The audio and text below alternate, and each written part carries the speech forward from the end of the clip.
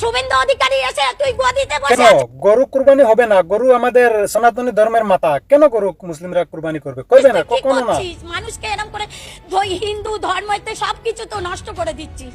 আমাদের ঈদটা করতে দিক, আমরা গরুগুলো বিক্রি করি, কিছুটা যেন অন্তত মুক্ত হই। মুসলিম বা তারাও হিন্দু, তারা তো মিশছে একসাথে, আমরা তো একসাথে আছি। তারা কোনোদিন দেননারি করেনি কি কারু আমাদের গলা ধাক্কান দিইনি। ওদের কুরবানিটা ওদের করতে দাও, আমরা বাঁচি।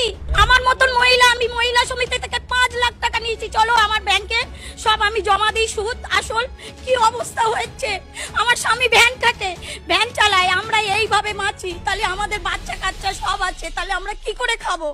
আমাদের আর ঘুম নেই, রাত্রে ঘুম নেই, চিন্তায় মাথা খারাপ হয়ে যাচ্ছে। আমরা কি করব? কিছুই করার উপায় নেই, কিছুই খুঁজে পাচ্ছি না। আমাদের ঈদটা করতে দিক, আমরা গরুগুলো বিক্রি করি, কিছুটা যেন